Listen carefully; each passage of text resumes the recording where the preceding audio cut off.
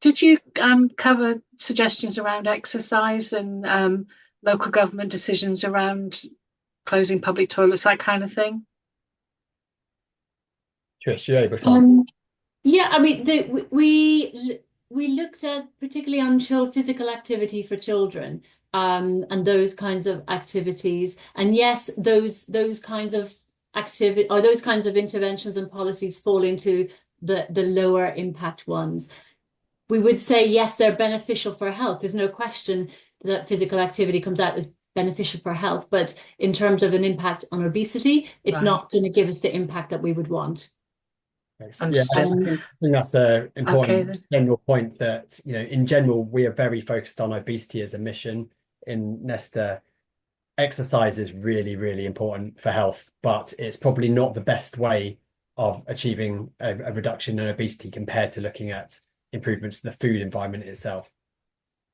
That's really useful to know.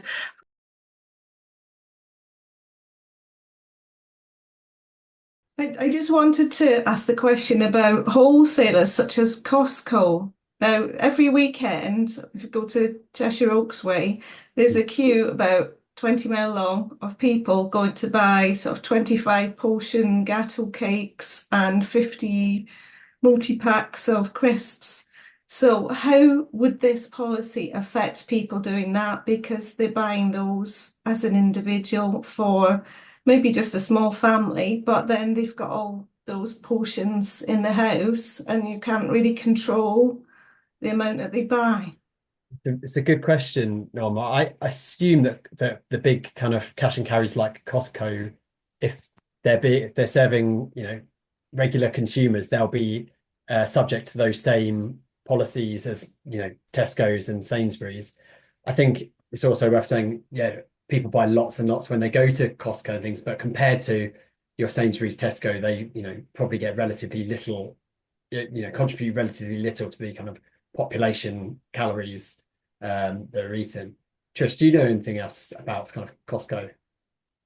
No, I mean, I don't know exactly how they'd be subject. I think in terms of if you're looking for like the population level impact, the major retailers, so just the vast majority of the calories consumed in the UK are sold through the major retailers. So if you're looking at like getting a population, it might not help the person who's queuing up to buy those things, but if you're looking for like the population level impact, then policies like the retailer targets policy, for example, is going to get us where we need to be if you're looking like at yeah at the levels for the whole country. I think an additional point to that as well, which isn't covered in this piece of work, is that obviously cash and carries serve a lot of, the convenience stores as well. So perhaps there is kind of room for interventions that are focused on cash and carries to improve the food in convenience stores, which we know Yeah. is typically of lower quality to what's available in supermarkets. Often there's not very much fruit and veg available and things like that.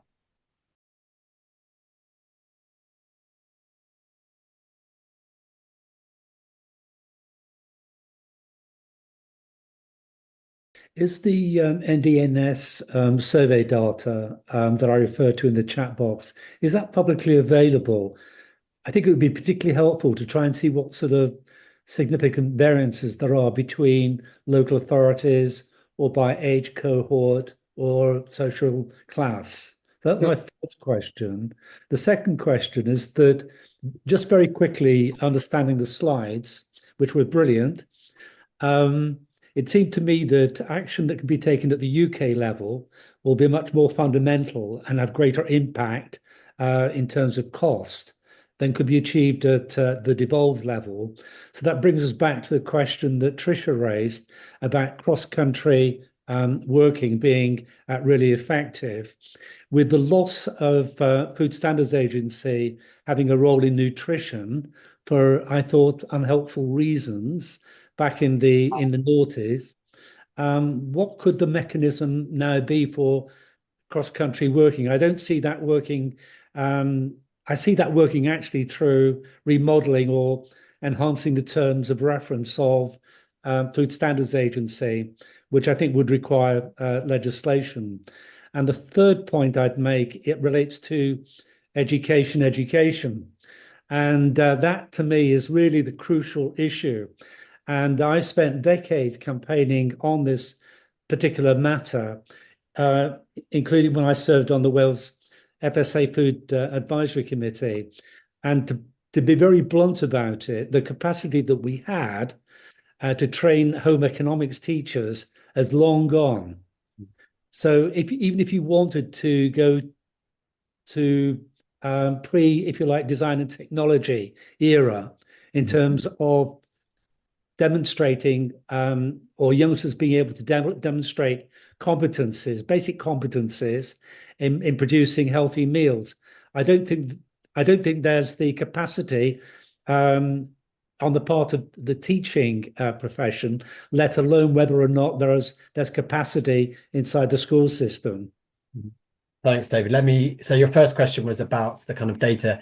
Was that referring to the data we presented about kind of obesity prevalence? No, I'm just wondering what access there is to that NDNS survey. I don't know what questions were actually put with what result. Okay, so NDNS, I think, you should be able to get access to that data. We've probably done quite a few we've done quite a lot of analysis ourselves. So, if there are any kind of specific questions you have, feel free to email them over and we'll be able to let you know if we've already, delved into those things. The second one was about cross-government work. I think in theory, there are, some of those policies in there that are devolved to Wales can be really impactful. So the price promotions restrictions, as I said, could lead to a relative reduction of 29%, which it's a devolved policy. But I think there's kind of a gap, isn't there, between, what's could be done and what there's kind of political will to be done. And the restrictions on price promotion was something that was initially in a consultation by Welsh Government last year, but was recently kind of taken out of the recent legislation, I think because they wanted to be more in line with what was going through in the rest of the UK. So it's kind of like the powers are there, but, because there's always a demand to be more consistent with what's happening from the UK government, it often, stops, Wales leading the way and doing additional things. In terms of I guess having a Labour government in both nations could be, hopefully, could be really beneficial for that national work. I'm not sure if that's kind of playing out yet, though. And the point on education, Trish, have you got anything to say about education and how we kind of, have looked at those more educational policies? I think we looked at policies for educating children, nutrition education in schools and so forth. Again, the impact is not very high for those. We don't get the impact on obesity. So that if this tool is really looking at what you get across the population if you introduce policies like this, and the one on nutrition education in schools didn't come out as a highly impactful one. And this doesn't surprise us because I think a lot of the policies in the past that have very much focused on educating people, placing the focus on the individual, and those kinds of policies where it requires individual behavior change tend not to be the ones that have the most impact. And in this tool, it tends to be policies where there's like changes in the food environment, where behavioral change is brought about just through small changes, where people don't have to make a conscious decision to do anything different. That tends to be the one that shows us higher impact in the blueprint, at least. I think, as you pointed out, David, those types of educational interventions are often very costly and resource intensive. Compared to those more, those food environment type policies that are actually coming up quite high in cost effectiveness. That's what I'm actually talking about, the importance of practical skilling. Because if you want people to have an alternative to ultra processed foods, they need to be able to understand how they can actually produce. And practical skilling seems to be an essential, unless they've got a grandma or a grandmother, which is unlikely, that can help them in that respect. But could I go back to Trisha again? In terms of the cross-country working, I mean, previously we had it with Food Standards Agency. That is no longer the case. What's the mechanism going to be to enable effective cross-country working without devolved nations actually feeling that policies are being imposed on them? I think Jono is probably able to answer that question much better than me because he has much better understanding of how the relationship between devolved and UK government. So I really do think Jono. Yeah, thanks, Trish. To be honest, David, I don't know the answer to that question. I think it's an issue. And as I said, there hopefully will be more conversations between Labour, between the civil servants in the UK government and Wales as a result of having Labour governments in both, but we're not seeing that at the moment.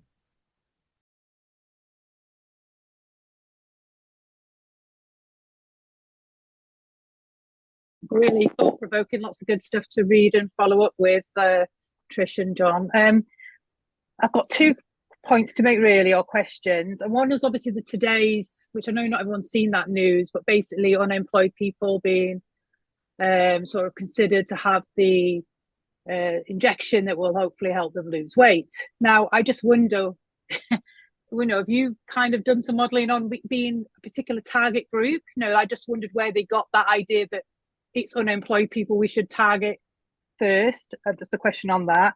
And then my other thought was, someone who's worked in the NHS for a long, long time, and also understand how I eat when I'm at work if I don't take my lunch in, makes me think, what are we doing? We're procuring this food, we're paying for this, the governments are, and actually it's not the healthiest food that's in our vending machines or drinks and things. And has there been anything around that you've done in relation? Is that a model that they can look at, a tool the NHS sort of procurements and clinicians can consider? And I know in New Zealand it's something they've done. They've removed all high sugar fat content that are just not available in their cafes or on their shelves, and I just wondered if that's something you've kind of considered. Thank you. Thanks, Jackie. So on your first point, I don't know where the idea came to just focus on those that were unemployed and looking for work. I think it's a terrible idea. Both from a obesity prevention point of view, it's quite a small group. Why would you be focusing on them particularly? And also from an ethical point of view, it's not something we'd endorse. Trish, did you have anything to say on that? I was going to say that because I think obesity, like prevention, and obesity prevention is part of like the government's approach to increase productivity. So I think they're selling it as that there's an economic case. And I think my understanding is that their intention is providing an example of here's a benefit that they want to have GLP-1 drugs as part of the solution. I don't know if it's part of the solution or their whole solution, but certainly I think it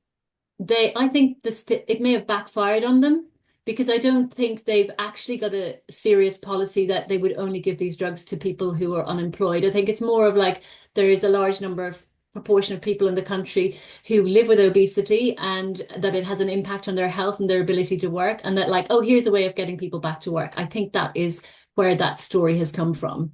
And it's backfired on them and it comes across really bad. Over to the point on public procurement, I think that's a really interesting area. So your food in, hospitals, the NHS are the biggest employer, aren't they, in Europe? So it makes sense to be starting there.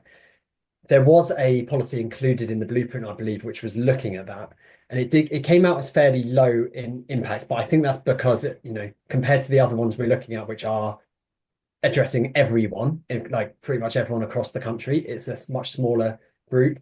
And I know that the modelling that was done on that was focused on one particular example of this, which happened, I think it was in Boston, where there was an analysis. So I don't think we can write up it as being, something that shouldn't be focused on. It's something that the team in Wales are actually thinking about in a bit more detail. We're starting we were planning on running a workshop at some point in the next few months, specifically on public procurement. There's quite a few kind of bits of work going on. I know Cardiff and Vale have kind of procurement standards in some of their hospitals. And I think some of the other health boards are picking that up as well, which I think it's a really interesting area. I'd love to explore more.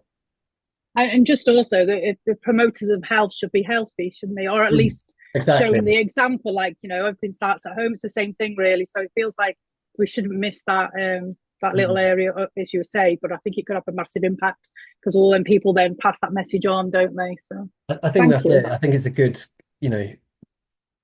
good role model for how workplaces, could behave and could lead the way in this as well. Thank you, Terry.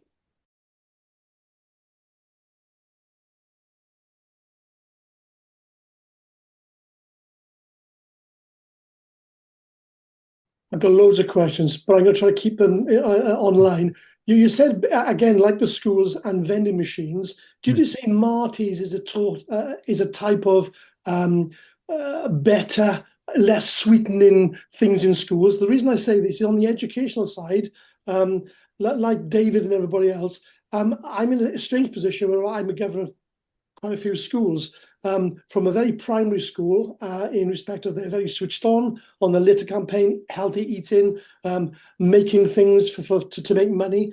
Going back then to, we said about the cost cutters scenario, there's a lot of local shops and post offices and things that tend to get a lot of things from cost cutters and pound shops, which are unhealthy. So that's something that I think needs to be policed in addition to what you've got, which is fantastic, because things are going to go under the radar. But my main concern is one of the special schools I'm involved with, and they are very problematic children.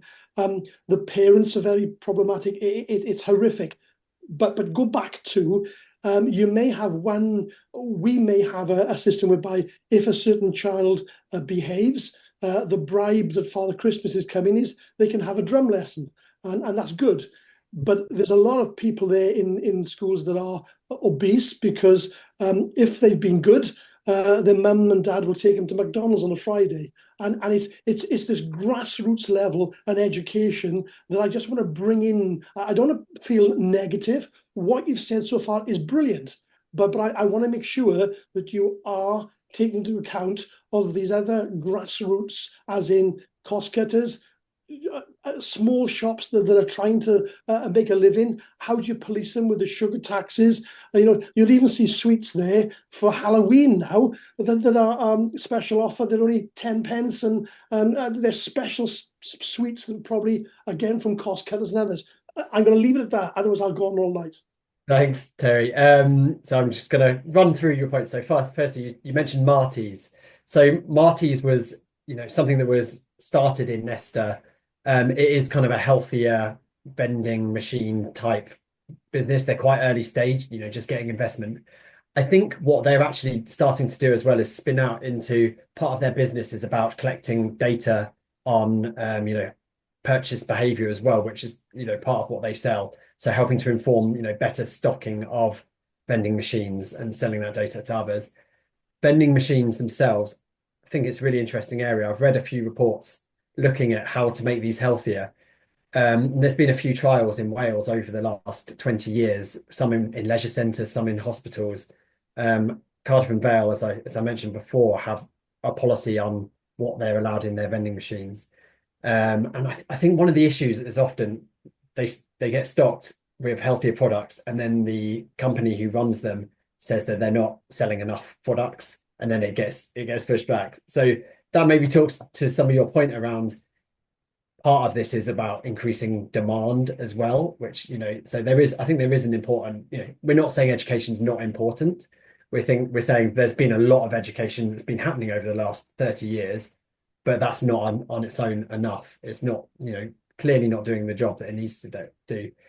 Cost cutters and things like that, it's a good question. I think a lot of the spas, and some of them will come under, because they're part of larger companies, will still be affected by some of these policies, like the bans. I believe Trish can pick me up on that if I'm wrong, but I generally agree that like some work that's done on kind of convenience stores could be really important, especially for more rural areas where that you might rely more heavily on a convenience store, for example, and they're often just don't have very much in stock that's healthy at all. So yeah, interested to understand a bit more about what we can do in that space in the future as well.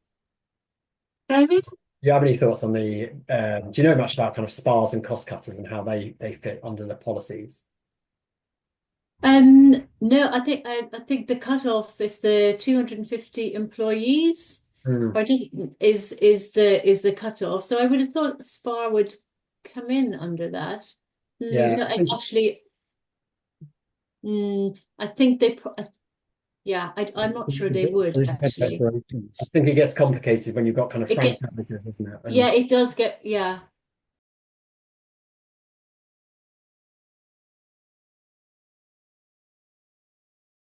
Can I just ask a question of both of you, if I may, Tricia and Jonathan?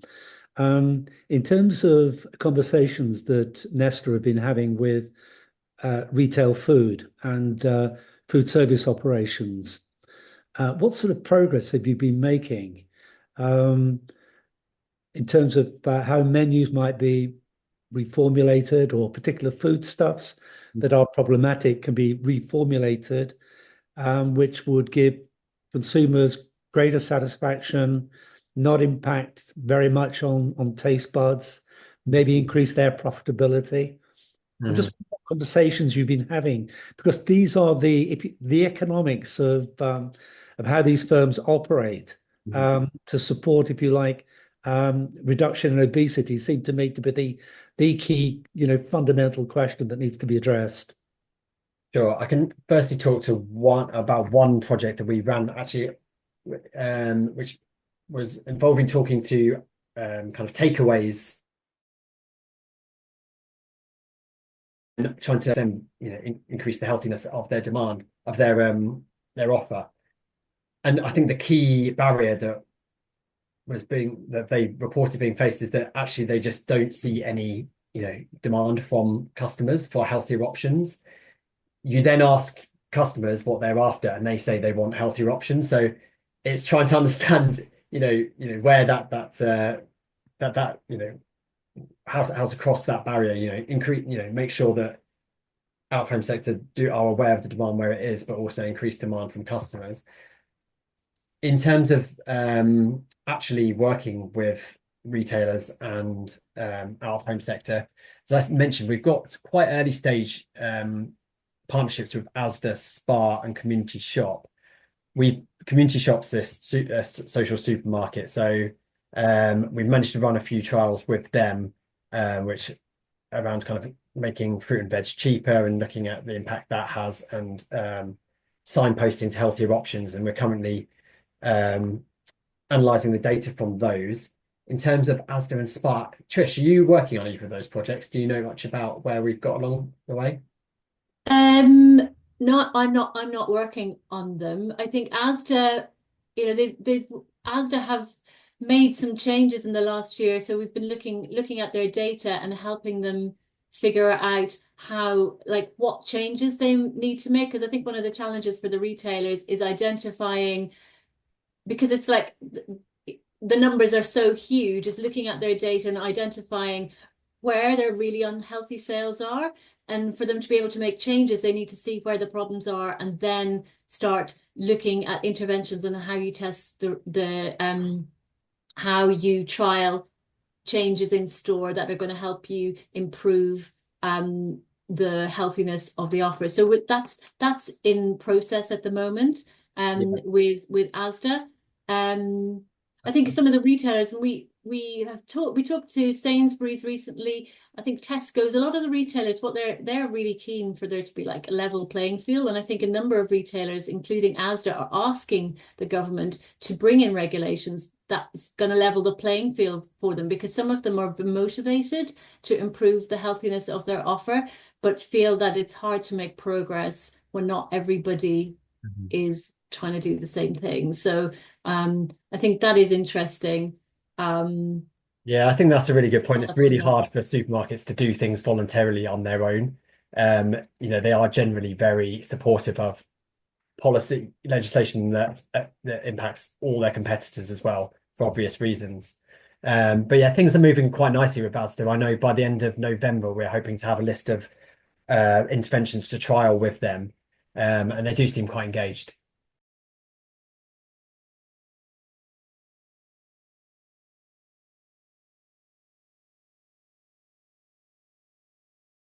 couple of three angles, and I hope some of this is of relevance to our presenters, but I'll try anyway. Firstly, then, Scottish pricing on alcohol. I don't know if that is whether it works, whether we think it works, or whether it could have a role either for alcohol or other aspects on food as a way of influencing what we do or don't do. Secondly, having retired, a few of you know that, not everyone, but I've been invited to all manner of blasted meals with all sorts of chums and friends, and the meals are falling out my ears. But every meal, I've had a £30 meal, a £55 meal, and various other meals, and on those so-called, it's a really good meal, there's one carrot. There's one carrot. You know, you get a chunk of meat, a splodge of potato, one carrot. And many have known me as a good carnivore, but I want to eat a little bit better, a little bit more healthily. I am horrified. I'm horrified at the complete failure of putting a bit of vegetables in front of me, even when it's meant to be a really top quality meal. And so I'm completely at a loss with that. Any thoughts? And then but this then tells you what we're up against.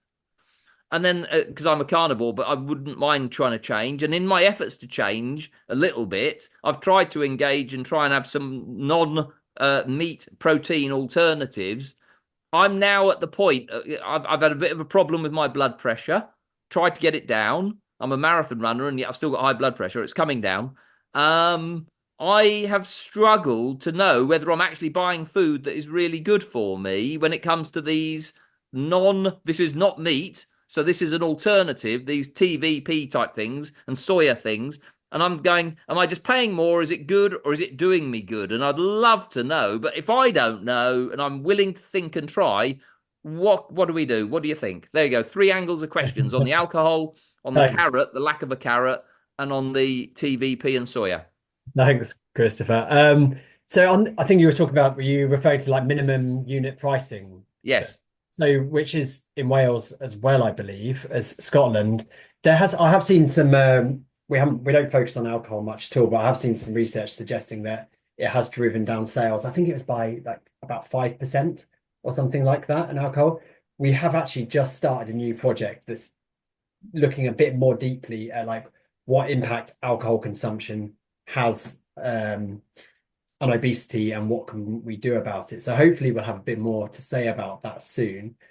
I'm not sure I understood your question about the carrot. Other than say, quite a few of the interventions with policies we looked at as part of this piece of work have focused on the out-of-home sector, which, restaurants and things like that, which aren't currently, getting much policies designed around. So I think we definitely encourage a push for more policy in the out-of-home sector, not just the retail sector. And again, I'm not a nutritionist, so I couldn't tell you a lot about your kind of vegetarian options, other than to say that I think in general, better labelling could only be beneficial in that. And we've got some policies in the toolkit that we presented that I think score quite highly in terms of the impact they could have, which would help inform you better. Trish, do you have anything to say on that? You look like you're nodding along. No, I think it sort of leads into like the discussions around ultra processed foods, and then we kind of come up against not against that, but it's a bit of a dilemma of where like our goal is to reduce obesity. Like that's Nesta's looking at how you improve health via reductions in obesity. So we tend to focus on the energy content of food rather than the broader, I suppose, like what the food itself is made from. We tend to find that most of the products that are ultra processed foods tend to be higher in salt, fat, and sugar. So that's the sort of the angle that we come from.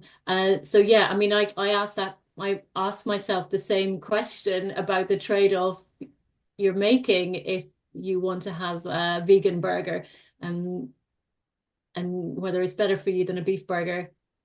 And then I don't know. And yeah, again, I don't have any scientific answers really on that, Chris. Chris, perhaps I can point you in the direction of the Vegan Society and the Vegetarian Society. And I'm doing this on behalf of Mike, who's a vegan, and I've heard it so many times, that they do have that information on there. There are obviously processed foods that are not healthy and that have high salt content, for instance, which won't be good for your blood pressure, but there are others that aren't. I think it's even more difficult than when you are out of home, was that the phrase used, when you're going to restaurants and things, because there's even less information there. But regularly, the Vegan Society would be the first one I would contact.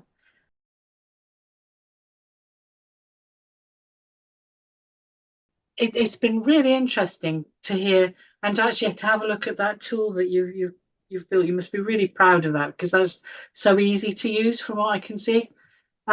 And I just wondered, as a North Wales co-op, whether there was something that you feel we could do following the discussion we've had tonight, how we can assist what you're doing. Is it just a matter of sort of advertising it? Obviously, we're going to have snippets of this. Thank you, David. We're going to have snippets of this on social media. Just the fact that we're here and we've had this discussion. But other than that, is there anything that you would like us to consider?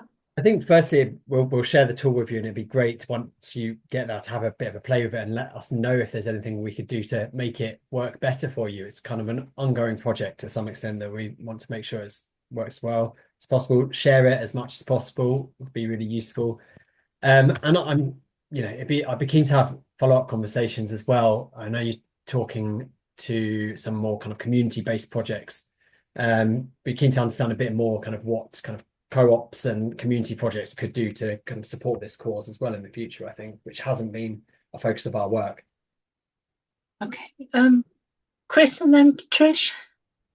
Yeah, I'll keep it short, really. I mean, it's following up from what Donna said, because on the one hand, I'm wondering, and forgive me again, whether there's things that you can be asking of us as the cooperative party sort of thing. So it's a very political message, but Donna's kind of covered that, really. The other thing is do you have an ask of people generally? What is it you're trying? What are you trying ultimately to achieve? That therefore people, what message do we take out to people?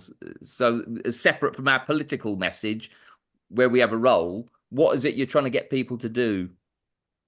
Trish, do you want to start? As soon as you had your hand up. Yeah, I mean, I was going to just say, before answering Chris's question about what you can do, firstly, like if there's people in the policy world, we'll be hosting a webinar after it launches, so we can share details of that webinar with you, and you can let us know if there are people you think might find it useful. They can come along to that. I think in terms of like direct action, Chris, in response to your question, I suppose, like, ideally, we want these policies and the right selection of impactful policies to be put in place. And a lot of it basically requires government to act. And I suppose it's the like individual I don't know, members, or like, I guess, voters can't do anything apart from pressurize their representatives in Parliament. That's how I would see what we can ask people to do is talk about these policies, and I suppose thinking about like what's impact at the population level and making that distinction between what's good for like the person, for an individual person, versus what's good for the country as a whole. And that's sometimes the distinction between a policy that has impact and one that doesn't. Jono, did you want to add to that? No, that's great, Trish. I think you summarised that well. David? Can I just sharpen up Chris's question in a sense? Is there any particular action that we could take in respect of local government and colleagues who are councillors in local government that would be helpful?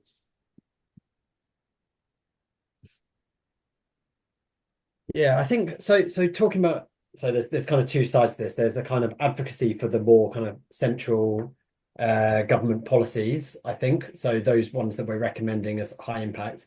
I think the second point there is that some of these things are things that can be done at local level, one thing that particularly jumps out to me is restrictions on council advertising space. So what's advertised on bus stops, billboards that are owned by the councils, which is something that can be really impactful, but it's within, you know, the powers of local councils to enact. So I think if I was going to name one kind of local policy intervention, that would probably be the one. Oh, that's really helpful. Thank you. As I said, we are planning a meeting. Well, it's a pilot meeting in one council area, which now will be January, with local councillors that are Labour and co-op councillors. And if that works all right, we'll then extend it to the rest of the councils across North Wales. And that kind of thing really helps because it gives us a bit of a focus, and there will be somebody who will be really interested in that, while somebody else might be, I don't know, interested in transport or something.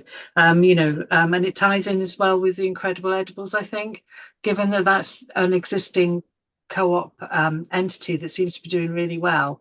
We can match all that kind of thing together and add value, hopefully, to what our councillors are doing for us. Are there any other thoughts or questions or comments for our guests?